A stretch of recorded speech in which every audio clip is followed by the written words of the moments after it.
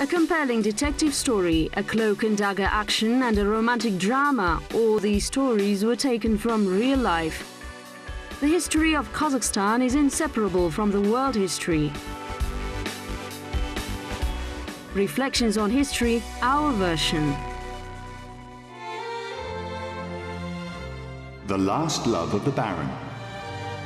A wonderful view of the Urals and the sounds of the mazurka from the open windows. Orenburg, the second half of the 18th century, the house of the Governor-General. She was excited after dancing. She stood on the balcony, a wary look from under her lowered eyelashes, a dark strand breaking out from underneath her eastern cap. As the whole of her costume is uncommonly attractive, he noticed this exotic lady immediately. Her manner of dress, presenting herself in society. It was not difficult to start a conversation. The governor of the region can also quite officially take an interest in the opinion of the steppe aristocrat. For example, about the arrangement of Orenburg. The speech of Takata was as irreproachable as her appearance. Such a dialogue which could well have taken place. You're fluent in Russian. How do you do that? As far as I know, only the boys of your kind are attending school. In our father's house, there was often an exiled Pole, a highly educated person who taught us both the Russian language and French. And then she easily switched to Voltaire's language. She's perfect, Baron Ingolstrom thought. A mystery woman, the daughter of Khan Nur Ali, Takata. She was a European-educated young lady, a woman who left a very interesting trail, especially her story related to Baron Ingolstrom. Ingolstrom made many premature steps. Chapter 1. The decoration of the ball. The city built at the request of her grandfather Khan Abul-Qair, Orenburg. August of 1779, the arrival of the Khan's delegation. Several hundred people, a huge revenue for Khan Nur Ali, an outstanding man in every respect. So Abul-Qair Khan and his son Nur Ali, their offspring in all their might, showed up at the potential of their kind. The guests were placed beyond the Urals near the Minowa yard. According to the city chronicles, at least 40 sheep were sent to the camp every day for refreshment. Next to the governor's residence, a tent for the foreman was erected, the Khan and his entourage at a gala dinner in the ballroom. Exquisite dishes, high guests from neighboring cities, they say, for the health of the arrived guests. Guns fired 95 times. In an informal atmosphere with mutual pleasure, both state and personal affairs were decided. The Kazakh Khan Nur Ali had 17 wives, 4 from the Oirat side, from which numerous offspring were born, 30 sons and 40 daughters. For the fate of one of the favorites, Takata, he didn't have to worry. Sultan Nur Muhammad Khoja appeared to the Khan as a worthy candidate. Only Nur Ali Abul-Qairov was an exceptional gambler. I'm now reading his reports to St. Petersburg. We cannot do this, it's not in our power. We cannot evict them from the horde. They're married to ours, and they listen to him. The story of the daughter of the Khan was happy and sad at the same time. The wedding, a move to Orenburg, but the husband turned out to be a silly man. She never found love in this marriage, but divorce didn't happen. She led a fairly secular life. She traveled to St. Petersburg and did not miss local receptions. We're in this place, in fact, the very beginning of the history of our city. 1743 is the official date for the creation of the city of Orenburg in this place. On the opposite side to the governor's house is one of the few places where the whole of Orenburg's elite gathered together, not too numerous beau monde for any event, which had even the most subtle hint of secularism, and it was in a complete composition. A standard set, provincial entertainment cards, gossips, drinking. Sometimes there were balls, sometimes receptions. As well, maybe a guest that came was invited from one house to another, that's all. из одних гостей в другие. Вот из одного дома в другой. Вот и все. The decoration of any ball and reception was charming. In an unchanging Oriental costume, Takata did not like European fashions. During the balls, this did not stop her from changing into European clothes, however. And most likely, at one of the receptions or balls, the Baron drew attention to her luxurious beauty. But where and when it happened is not clear. Chapter 2. Cherchez la femme. It is known that, as he was called an elderly, handsome man, and arrived in the Orenburg region in 1784 as head of the Simbirsk and Ufa regions.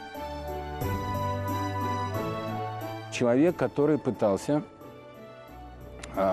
People who tried to implement activity in the region to build powerful relations with the Kazakhs as they wanted it, and Catherine II went to him for a meeting. Many of his steps were approved.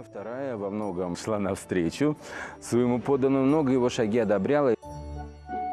Personality in history is always ambiguous. A lover of women, a ladies' man with hussar manners. At the same time, the Baron apparently had great influence, great powers, and the man was intelligent, treated the local population with respect. According to the observations that I managed to make, I find that the natural character of these people is kind, said Baron Otto Egelstrom.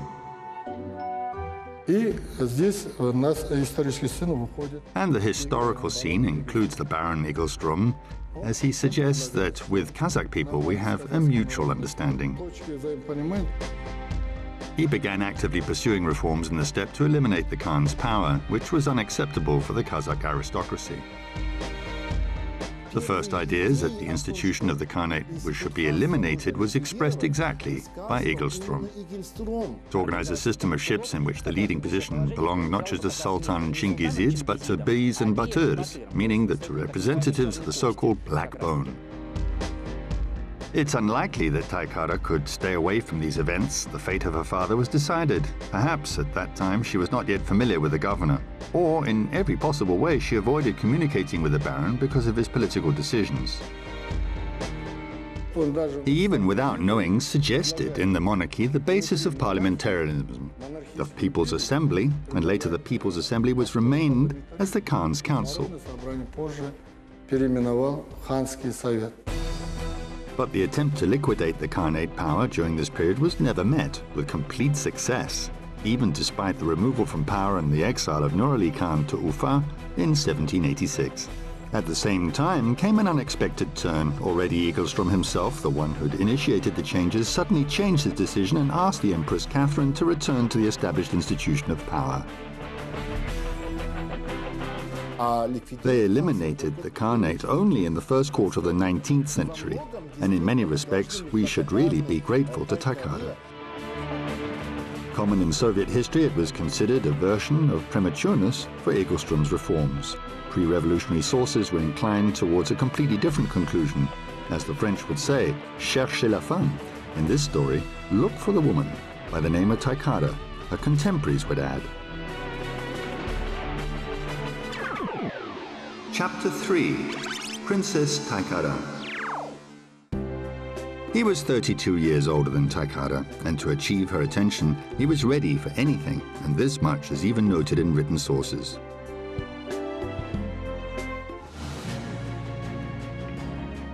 New institutions and orders were not destined to take root. This was partly a confluence of different circumstances, in part the actions of the border authorities. The root was concealed also in the circumstances that he was influenced by a Kyrgyz woman from the tribe of Abu Khair, the Princess Takata as she was called, from Kyrgyz steppe of the Orenburg department, compiled by Lev Meyer.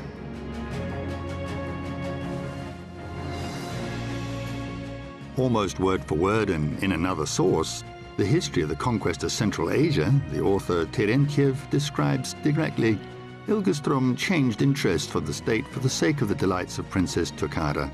Daughter of Nur Ali Khan, the woman is intelligent and beautiful.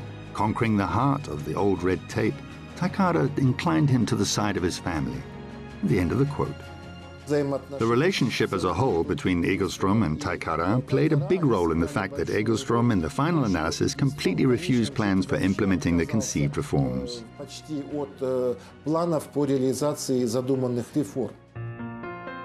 Her descendants call her the Kazakh Mata Hari, a woman who created more than one president in history. Beautiful, educated, intelligent, Takata even succeeded in punishing her unfaithful husband, and according to contemporaries, he deserved it. Moreover, by the court's decision, the family's possessions were transferred to her personally, although at the time, according to Kazakh tradition, it was only community property. She was the first landowner, moreover, and became a princess. The title was also a merit of the governor. Takata was named the princess by Russian officials. Baron Egelstrom could not refuse anything to the beautiful princess. He even procured the right to ride a train. This is when horses were harnessed in 2 or 3 pairs in single file.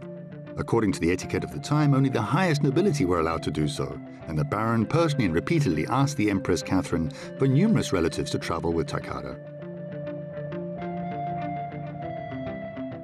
It seems to me that she somehow used her influence on the elderly Egelstrom to get some additional protection for her relatives, in particular the younger Juz of Kazakhs.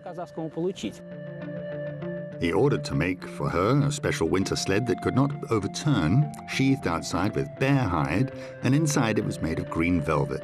He forgave her a lot of time when she laughed at his age. He had the weakness to hide his years. On his 63rd year of his birth, he presented himself as a 47-year-old, and one day, with disappointment, dropped his track record in which an official in his office dared to add to his age 1 year. From Dmitry Bantish-Kaminsky, Dictionary of Memorable People. Epilogue, The Last Sorry. So, was this a platonic romance or something more? Confessing in one voice that the Baron changed his views because of the beautiful Takata, nevertheless, none of the sources of their connection confirms this. All is at the level of rumors. Allegedly, even their love correspondence existed. But I also need to dig around in the documents. I think these things are not reflected in official documentation, but personal correspondence probably will be very difficult to find if it is preserved at all. In 1790, they apparently broke up. The Baron was sent to Sweden, then an uprising took place in Warsaw. But 7 years later, he returned to Orenburg. The new Emperor Paul I called him to service. Apparently, the former passion once again captured the heart of the elderly Governor-General. And now Takata was sent to conquer St. Petersburg already as part of the embassy. Probably the embassy was planned with the participation of Egelstrom, but in the correspondence of State Chancellor Bezborodko with Egelstrom in 1798, there's no information on the planning of the embassy, but there is a decree of the Chancellor about the award of Nur Muhammad Hoxha, the husband of Takata, to collegiate assessors and the purchase of a house in Orenburg for 1,700 rubles. Janat Kundakbayeva, from Takara Khanum, Bright Star, the ruling house of Kazakhs during the sunset period of the Khan's power. The stay of the princess in the capital remained in the sources as details, road expenses, apartment rent, a visit to the masquerade, an excursion to the porcelain factory, even the data how much velvet and sables were needed for the dress for the highest audience. For the Emperor Paul I. She, according to the protocol, should have been in St. Petersburg in the image of an Asian woman. She spent more than a year instead of the planned 2 months in St. Petersburg. She returned to Orenburg not only with imperial gifts, Takata was assigned an annual salary. She had a strong influence on Baron Egelstrom. And Egelstrom had influence at court, even without being present. Perhaps the subsequent creation of the Bouquet hoard in 1801 was not without his participation. Khan Bouquet was still her brother.